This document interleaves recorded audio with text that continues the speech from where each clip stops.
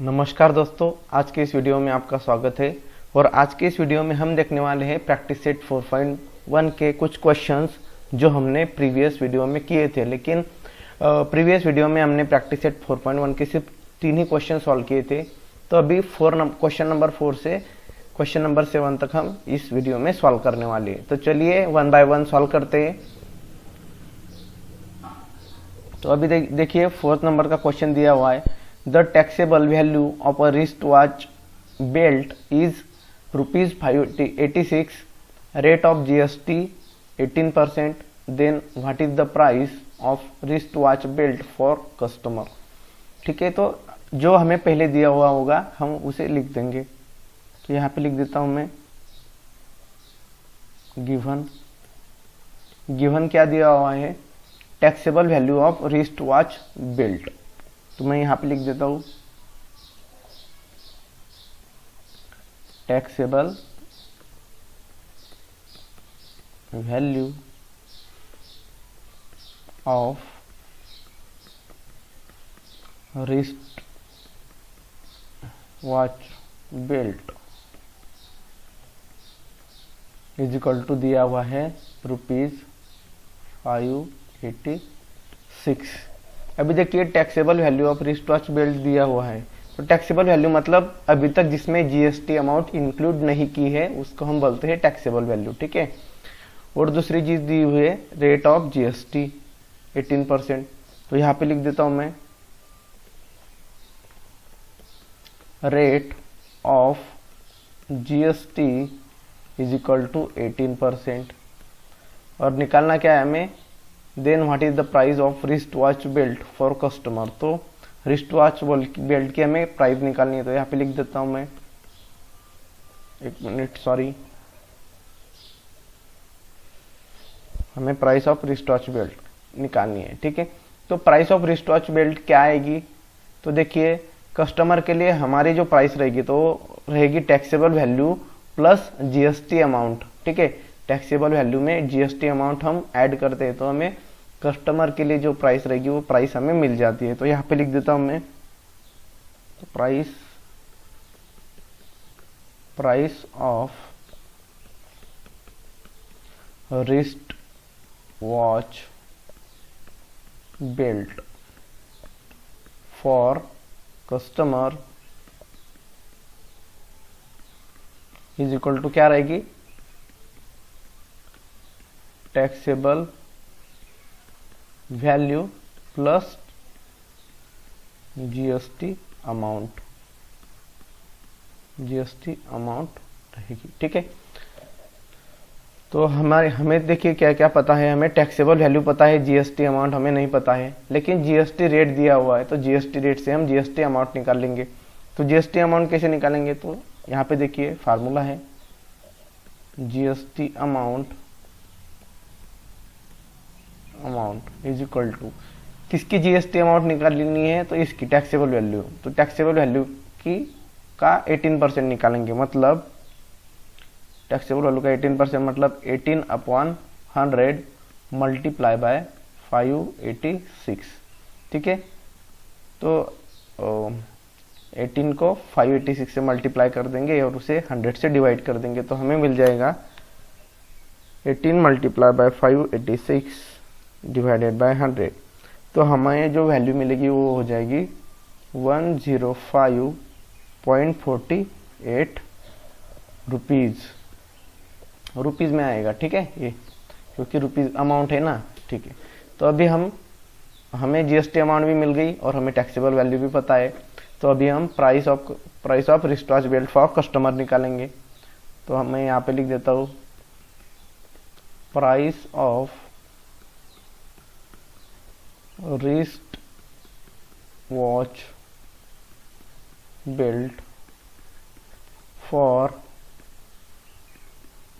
Customer is equal to क्या है, taxable value plus GST amount. तो टैक्सेबल वैल्यू हमारी है 586 प्लस जीएसटी अमाउंट ऐड कर देता हूँ उसमें 105.48। तो दोनों को ऐड कर देंगे तो हमें मिल जाएगा तो देखिए मैं यहाँ पे ऐड करता हूँ 586 प्लस 105.48। तो आंसर आ जाएगा हमारा 691.48 रुपीज। ठीक है, तो जो price of wrist watch belt रहेगी कस्टमर के लिए, तो ये 691.48 रुपीज रहेगी। तो इस तरह से हमें सॉल्व करना था। तो चलिए अभी नेक्स्ट क्वेश्चन देखते हैं। अभी 5th नंबर का क्वेश्चन है, देखिए, the total value of with GST, मतलब हमें जो वैल्यू दी है उसमें जीएसटी इंक्लूड है। तो total value of a remote control toy car is ₹1770। Rate of GST is 18% on toys. Find the taxable value CGST and SGST for this toy car. तो हमें तीन चीजें निकालनी है, एक टैक्सेबल वैल्यू निकालनी है, एक सीजीएसटी निकालना है और एक एसजीएसटी निकालना है। तो चलिए हमें पहले जो दिया हुआ होगा हम उसे लिख देंगे। तो यहाँ पे लिख देता हूँ मैं गिवन क्या दिया हुआ है, given total value of a remote control toy car. तो टोटल वैल्यू लिख देता हूँ मैं, यहाँ पे लिख देता हूँ मैं total value of toy car. अभी मैंने यहाँ पे जो टोटल वैल्यू लिखी है वो जीएसटी इंक्लूड है, उसमें दिया हुआ है, देखिए यहाँ पे ऊपर विथ जीएसटी। ठीक है, तो total value of toy car is equal to कितनी होगी, ₹1770। ठीक है, रेट ऑफ जीएसटी दिया हुआ है, तो यहाँ पे लिख देता हूं मैं rate of GST. Rate of GST है 18%। और क्या दिया हुआ है, बस इतना ही दिया हुआ है। निकालना है टैक्सेबल वैल्यू। टैक्सेबल वैल्यू मतलब जिस पे अभी तक जीएसटी नहीं निकाला, मतलब जिस पे अभी तक जीएसटी हमने नहीं लगाया है उसे बोलते हैं हम टैक्सेबल वैल्यू। तो टैक्सेबल वैल्यू हमें पता नहीं है, तो हम क्या कर देंगे, इसे कंसिडर कर देंगे। तो मैं यहाँ पे लिखता हूँ let taxable value is X rupees. Taxable value मैंने X रुपीज कंसिडर कर ली। तो अभी देखिए यहाँ पे हमें दी है टोटल वैल्यू। तो टोटल वैल्यू क्या होती है, देखिए total value is equal to, total value होती है taxable value plus GST amount जितनी होती है उसमें इंक्लूड होती है टैक्सेबल वैल्यू में, तो उसे हम टोटल वैल्यू बोलते हैं। ठीक है, तो टोटल वैल्यू निकालेंगे हम पहले। तो देखिए टोटल वैल्यू निकालने के लिए हमें टोटल वैल्यू हमारे पास पहले ही है। टैक्सेबल वैल्यू को हमने कंसिडर किया है एक्स और जीएसटी अमाउंट। ठीक है, तो यहाँ पे देखिए टोटल वैल्यू हमें दी हुई है, तो इस फार्मूले में डाल देते हैं 1770 is equal to taxable value कितनी है नहीं पता है, तो हमने इसे एक्स कंसिडर कर लिया था, और ये है जीएसटी अमाउंट। जीएसटी अमाउंट मतलब अभी जीएसटी है 18%, तो हमें पता है जीएसटी हमेशा टैक्सेबल वैल्यू पे ही होता है। तो 18 चाहिए, तो यहाँ पे लिख देता हूँ मैं 18%, मतलब 18/100 मल्टीप्लाई बाय एक्स, मतलब एक्स का 18%, वो हो जाएगी हमारी जीएसटी अमाउंट। ठीक है, तो अभी इसे हम थोड़ा सॉल्व कर लेते हैं। देखिए 1770 इज इक्वल टू, यहाँ पे डिवाइड में 100 है, तो इसको भी हम मल्टीप्लाई और डिवाइड कर देते हैं 100 से, तो ये बन जाएगा 100x/100 plus a as it is रहेगा 18/100 मल्टीप्लाई बाय एक्स। ठीक है, मैंने यहाँ पे 100 से इसीलिए मल्टीप्लाई किया क्योंकि हमें दोनों के डिनोमिनेटर सेम चाहिए, तभी हम एडिशन कर सकते हैं। ठीक है, तो यहाँ पे लिख देता हूँ मैं 1770 इज इक्वल टू 100x। देखिए यहाँ पे भी 100 है, यहाँ पे भी 100 है, तो दोनों के डिनोमिनेटर कॉमन है, तो यहाँ पे मैं 100 लिख देता हूँ, दोनों का कॉमन डिनोमिनेटर। अभी 100x प्लस 18x, तो x यहाँ पे मल्टीप्लाई में 18 का, तो ये 18x बन जाएगा, तो 18x प्लस 100x बन जाएगा 118x 118x/100। ठीक है, ये 100 यहाँ पे डिवाइड में है, इस तरफ लाएंगे तो मल्टीप्लाई में आ जाएगा, तो 1770 मल्टीप्लाई बाय 100। अभी ये 118 x के साथ मल्टीप्लाई में है, तो यहाँ पे आ जाएगा डिवाइड में 118 और यहाँ पे बचेगा x। ठीक है, तो यहाँ पे लिखता हूँ मैं, सॉरी, तो यहाँ पे मैं लिखूंगा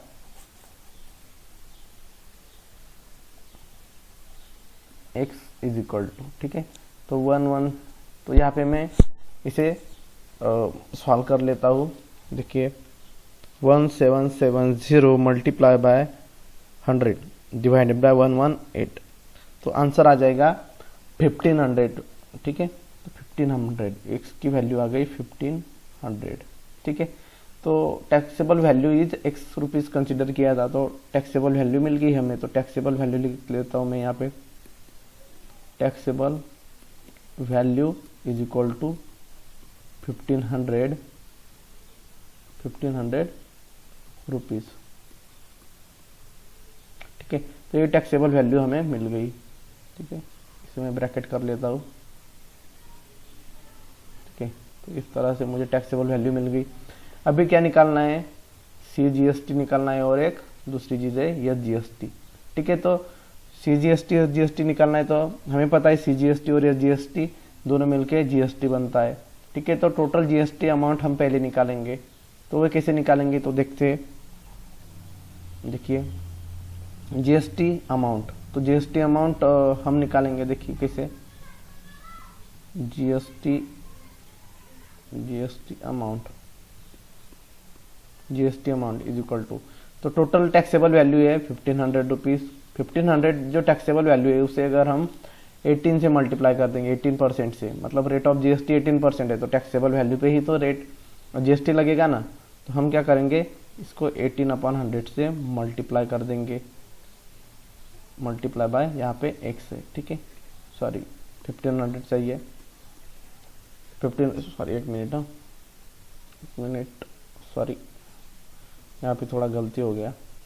हाँ, तो ये भी यहाँ पे देखिए GST अमाउंट हमें निकालने के लिए बोला है, तो हमने देखिए यहाँ पे GST अमाउंट का फार्मूला क्या डाला था, 18/100 मल्टीप्लाई बाय x। तो यही चीज हम यहाँ पे लिखेंगे 18/100, मतलब जो 18% है x का, x की वैल्यू तो हमें मिल गई 1500, जो टैक्सेबल वैल्यू है 1500, उसका अगर हम 18% निकालेंगे तो वो हो जाएगी हमारी GST अमाउंट। तो यहाँ पे लिखता हूँ मैं GST amount is equal to, यहाँ पे कैलकुलेशन कर लेता हूँ मैं, 18 डिवाइडेड बाय 100 मल्टीप्लाई बाय 1500, तो यहाँ पे 270 रुपीज मेरी GST अमाउंट आ गई। तो GST amount is equal to 270 rupees. ठीक है, और हमें क्या निकालना है, लेकिन हमें CGST और SGST निकालना है। ठीक है, CGST SGST निकालना है, तो अगले पेज पे करता हूँ मैं थोड़ा। हाँ, तो GST अमाउंट हमारी आ गई है 270 रुपीज। ठीक है, तो यहाँ पे और एक बार लिख देता हूँ मैं,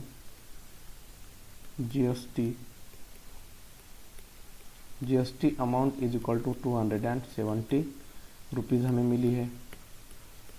हमें निकालना है CGST, तो GST amount is equal to होती है CGST प्लस SGST, दोनों की अमाउंट। ठीक है, तो CGST और SGST दोनों तो सेम ही होते हैं, तो मैं क्या कर लेता हूँ, 270 को 2 से डिवाइड कर लूँगा, क्या बन जाएगा, CGST SGST दोनों सेम होते हैं, तो यहाँ पे CGST is equal to SGST। ठीक है, तो 2 से डिवाइड कर दिया मैंने GST अमाउंट को, तो दोनों CGST और SGST इक्वल पार्ट होते हैं GST के। ठीक है, तो इसलिए 2 से डिवाइड कर लिया, तो CGST is equal to SGST is equal to 270 divided by 2 हो जाएगा 135 रुपीज़। तो इस तरह से CGST SGST और टैक्सेबल वैल्यू हमें मिल गई है। ठीक है, तो इस तरह से हम निकाल सकते हैं। तो चलिए अगला क्वेश्चन देखते हैं। चलिए 6 नंबर का क्वेश्चन देखते हैं। क्वेश्चन है, the Tiptop Electronics supplied an AC of 1.5 ton to a company cost of AC supplied is ₹51,200 with GST। तो हमें जो AC की अमाउंट दी है वो GST इंक्लूड करके दी है, ठीक है। और बताया है कि rate of CGST on AC is 14%। Then find the following amounts as shown in the tax invoice of Tiptop Electronics, ठीक है। तो टिपटॉप इलेक्ट्रॉनिक्स के जो टैक्स इनवॉइस में जो अमाउंट फाइंड आउट है, जो उसे हमें फाइंड आउट करनी है। तो टैक्स इनवॉइस में अमाउंट कौन सी अमाउंट होगी, तो वही जो उसको परचेस करने में लगी होगी, ठीक है। तो चलिए इसे सॉल्व करते पहले गिवन लिख देते क्या क्या दिया हुआ है हमें। तो 1 मिनट में कलर चेंज कर लेता हूँ। हाँ चलिए अभी मैं यहाँ पे गिवन लिख देता हूँ।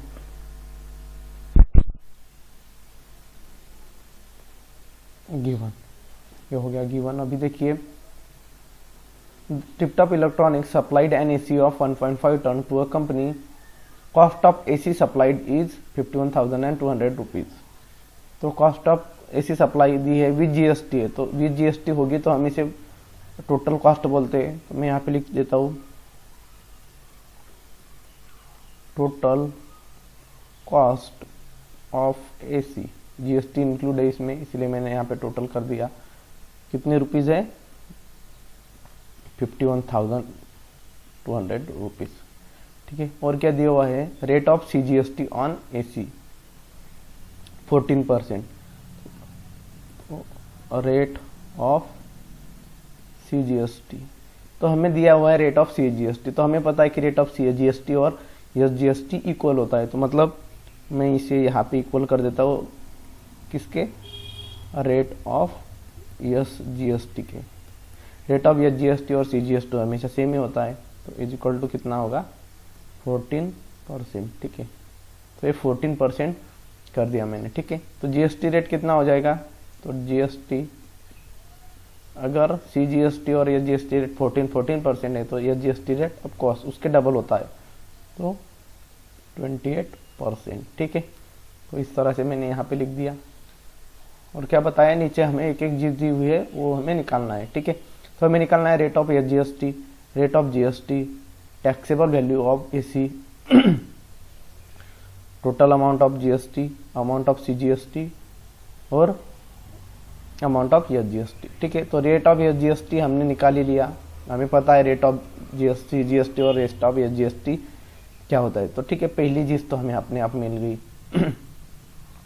दूसरी चीज है rate of GST on AC। तो rate of GST of course कितना होगा? 28% हो जाएगा, ठीक है। GST rate is equal to होता है rate of SGST plus CGST, तो ये 28% हो गया। तीसरी चीज है टैक्सेबल वैल्यू ऑफ AC। तो टैक्सेबल वैल्यू हमें निकालनी है, पता नहीं है, तो इसे हमें एक कंसिडर करना पड़ेगा। तो मैं यहाँ पे लिखता हूँ let taxable value of AC is equal to X। तो हमने X कंसिडर किए, X रुपीज कर देता हूँ मैं यहाँ पे X रुपीज।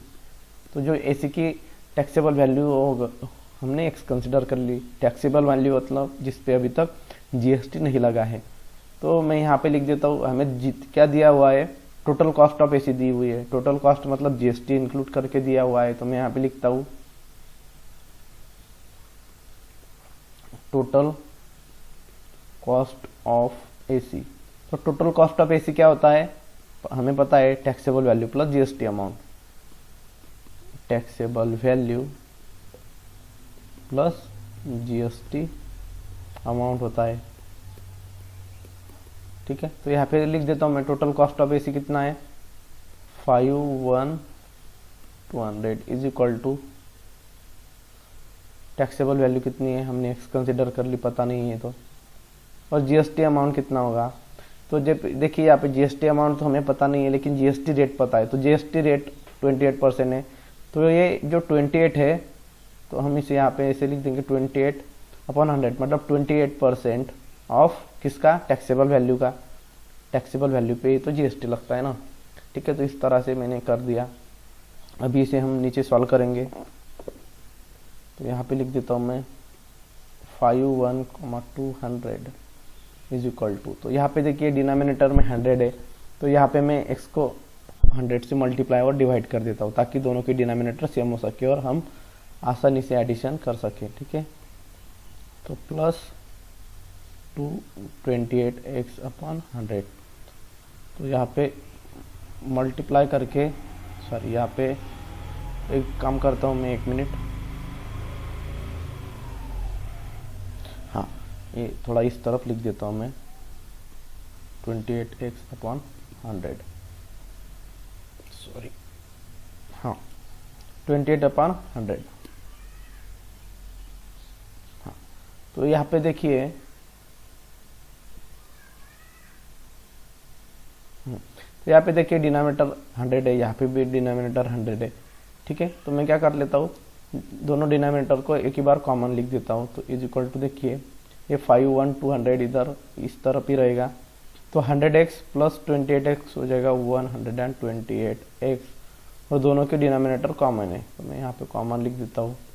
ठीक है, so 51,200 is equal to 128x upon 100, तो ये 100 यहाँ पे डिवाइड में, तो यहाँ पे मल्टीप्लाई में आ जाएगा, और 128 यहाँ पे मल्टीप्लाई में है तो डिवाइड में आ जाएगा। तो मैं इस तरफ अगले वाले पेज पे कर लेता हूँ ये कैलकुलेशन। ठीक है, तो अगला पेज पे निकाल लेता हूँ मैं। हाँ ठीक है, अभी इस पेज पे हम करेंगे, तो हमारा आया था 51,200 is equal to 128x upon 100, तो 100 इस तरफ हमें x की वैल्यू चाहिए, x क्या है हमारा टैक्सेबल वैल्यू है। ठीक है, तो मैं 100 को लेफ्ट में शिफ्ट कर देता हूँ, यहाँ पे डिनोमिनेटर में है तो यहाँ पे न्यूमरेटर में आ जाएगा, मतलब यहाँ पे डिवाइड में है तो यहाँ पे मल्टीप्लाई में आ जाएगा इस अमाउंट के, तो multiply by 100 divided by 128x को मल्टीप्लाई में, तो यहाँ पे मैं डिवाइड में कर लूँगा, और यहाँ पे बचेगा सिर्फ x, तो x इज इक्वल टू, ये पूरा कैलकुलेशन करने के बाद हमें x की वैल्यू मिलेगी, तो मैं यहाँ पे कैलकुलेशन कर लेता हूँ 51200 मल्टीप्लाई बाय 100 डिवाइडेड बाय 128, तो 40,000 रुपीज़ यहाँ पे मुझे x की वैल्यू मिल गई। ठीक है, तो यहाँ पे लिखता हूँ मैं 40,000 रुपीज़। हमने जो x कंसिडर किया था वो क्या आता है, तो टैक्सेबल वैल्यू थी, तो मैं यहाँ पे लिख देता हूँ taxable value of AC is equal to 40,000 rupees. अभी अगला देखते हैं हमें और क्या निकालना था, तो देखिए हमें क्या निकालना था, देखिए पहला रेट ऑफ जीएसटी निकल गया, रेट ऑफ जीएसटी भी हमने निकाल लिया, टैक्सेबल वैल्यू ऑफ एसी भी निकाल ली हमने। अभी हम टोटल अमाउंट ऑफ जीएसटी निकालेंगे, फिर अमाउंट ऑफ सीजीएसटी और अमाउंट ऑफ एसजीएसटी, ये तीनों चीज़ें हमें निकालने की बाकी है। ठीक है, तो चलिए निकालते हैं। तो पहले निकालते हैं अमाउंट ऑफ जीएसटी। ठीक है, हाँ तो यहाँ पे लिखता हूँ मैं, 1 मिनट, इसे थोड़ा बड़ा कर लेते हैं। हाँ अभी यहाँ पे लिखूंगा मैं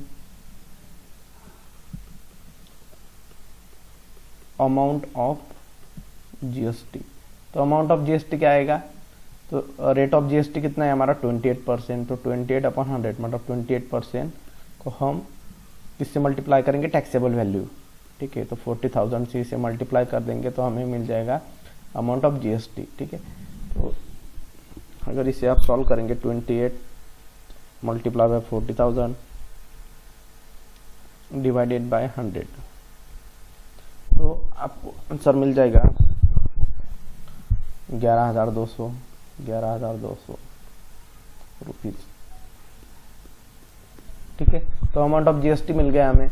तो हमें पता है अमाउंट ऑफ जीएसटी को अगर हम 2 इक्वल पार्ट में डिवाइड करेंगे तो हमें मिलेगा अमाउंट ऑफ सीजीएसटी और एसजीएसटी। तो मैं यहाँ पे लिख देता हूँ amount of SGST is equal to amount of CGST is equal to कितना आएगा, दोनों का अमाउंट मिला के, तो 11,200 को हम 2 से डिवाइड करेंगे तो हमें आंसर मिल जाएगा। अभी हम कैलकुलेशन करेंगे। मेरा जो SGST और CGST की अमाउंट है वो आ जाएगी 5600 रुपीज़। ठीक है, तो इस तरह से अमाउंट ऑफ SGST और अमाउंट ऑफ CGST हमें मिल गई 5600 रुपीज़। तो इस तरह से हमें कैलकुलेशन करना था। तो चलिए अगला क्वेश्चन देखते हैं इस प्रैक्टिस सेट का। लास्ट क्वेश्चन है, चलिए लास्ट नंबर का क्वेश्चन सॉल्व करते हैं। 7 नंबर का क्वेश्चन है, the Prasad purchase a washing machine from Maharashtra electronics good. The discount of 5% was given on the printed price of 40,000 rupees. उन्होंने बोला है कि प्रसाद ने एक वॉशिंग मशीन खरीदी है महाराष्ट्र इलेक्ट्रॉनिक्स गुड से, तो उसे 40,000 रुपये पे 5% का डिस्काउंट मिला है। ठीक है, और rate of GST charges was 28%। Find the purchase price of washing machine, also find the amount of CGST and SGST shown on the tax invoice. ठीक है, हमें निकालना है कि वॉशिंग मशीन की परचेज प्राइस। तो उसके पहले हम जो गिवन दिया हुआ होगा वो उसे लिख देंगे। यहाँ पे मैं लिख देता हूँ गिवन क्या दिया हुआ है, डिस्काउंट ऑफ 5%। तो मैं यहाँ पे लिखता हूँ डिस्काउंट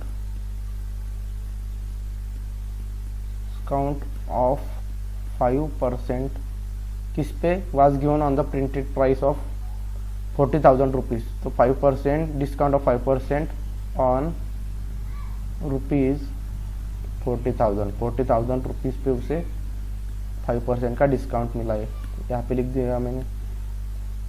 फिर rate of GST charges were 28%, तो रेट ऑफ GST भी लिख देता हूँ। Rate of GST is equal to 28%।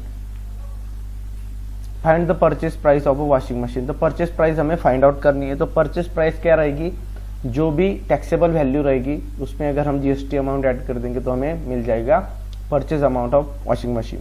ठीक है, तो मैं यहाँ पे फार्मूला लिख देता हूँ, purchased price of washing machine, purchase price of washing machine is equal to क्या होगा, taxable value plus GST amount. तो देखिए यहाँ पे टैक्सेबल वैल्यू भी पता नहीं है हमें और GST अमाउंट भी पता नहीं है। ठीक है, तो हमें निकालना पड़ेगा। तो उन्होंने बोला है कि purchase price of washing machine from Maharashtra electronics goods, the discount of 5% was given on the printed price of the 40,000 rupees. मतलब अगर हम 40,000 रुपीज़ पे जो 5% का डिस्काउंट है उसे अगर माइनस कर देंगे तो हमें टैक्सेबल वैल्यू मिल जाएगी। ठीक है, तो मैं यहाँ पे ये जो वैल्यू है इसमें GST इंक्लूड नहीं है। ठीक है, तो 40% में से 5% पहले मैं 40,000 में से 5% माइनस कर दूंगा। तो मैं यहाँ पे लिखता हूँ डिस्काउंट अमाउंट, लिखता हूँ मैं डिस्काउंट अमाउंट कितनी है 5%, तो 5/100 मल्टीप्लाई बाय कितने की, तो 40,000 रुपीज़ की। ठीक है, तो 40,000 रुपीज़ की अगर मैं 5% निकालूँ तो ये 2 0 कट हो जाएंगे, 5 4 20 और ये हो जाएगा 2,000 रुपीज़। तो उसने मतलब 40,000 रुपीज़ पे 5% का डिस्काउंट दिया, मतलब 2,000 रुपये का डिस्काउंट दिया। तो जो टैक्सेबल वैल्यू होगी वो हो जाएगी, यहाँ पे लिखता हूँ मैं टैक्सेबल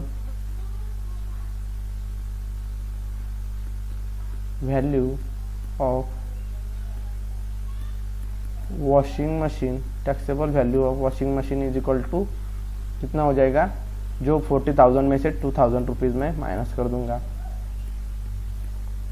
तो ये बचेगी 38,000 रुपीज़। ये हो गई हमारी टैक्सेबल वैल्यू। ठीक है, टैक्सेबल वैल्यू हमें मिल गई। अभी हमें निकालना है परचेज प्राइस। ठीक है, तो टैक्सेबल वैल्यू मिल गया। अभी GST अमाउंट निकालेंगे तो देखिए 38,000 ही टैक्सेबल वैल्यू है, तो GST अमाउंट कितनी होगी, तो देखिए GST अमाउंट GST रेट है 28,000 रुपीज़। तो 38,000 का 28% निकालेंगे और वो हो जाएगा हमारा जीएसटी अमाउंट। ठीक है, टैक्सेबल वैल्यू मिल गई, जीएसटी अमाउंट अभी हम निकालेंगे। तो मैं यहाँ पे लिखता हूँ GST amount is equal to कितना है, 28% है, मतलब 28/100 किसका, टैक्सेबल वैल्यू पे। टैक्सेबल वैल्यू पे ही हमें जीएसटी निकालना होता है। तो देखिए 28% ऑफ 38, सॉरी यहाँ पे एक जीरो रह गया, 38,000 का 28% निकालता हूँ मैं। ठीक है, तो 38,000 तो 28% हो जाएगा 10,640 रुपीज़। ठीक है, रुपीज़। ठीक है, तो जीएसटी अमाउंट आ गई हमारी। तो मैं यहाँ पे purchase price of washing machine लिखूंगा। तो purchase price of washing machine हमारी आ जाएगी purchase price of washing machine is equal to, ये हो जाएगा टैक्सेबल वैल्यू है हमारी, देखिए taxable value plus GST amount, मतलब टैक्सेबल वैल्यू हमारी आ जाएगी 38,000 रुपीज़ प्लस जो जीएसटी अमाउंट है वो कितना आ जाएगा, ये है 10,640 रुपीज़। तो दोनों की एडिशन कर देंगे हम। तो मैं यहाँ पे प्लस 38,000 कर दूंगा 10,640 को। तो जो परचेस प्राइस हो जाएगी वॉशिंग मशीन की वो हो जाएगी 48,640 रुपीज़। ठीक है, और हमें क्या निकालना है, और हमें purchase price of washing machine मिल गया। अभी also find the amount of CGST and SGST shown on the tax invoice. ठीक है, तो अमाउंट ऑफ सीजीएसटी और एसजीएसटी निकालनी है। ठीक है, तो मैं तो चलिए अभी हम निकालते हैं सीजीएसटी और एसजीएसटी अमाउंट। तो मैं पहले यहाँ पे लिख देता हूँ जीएसटी अमाउंट,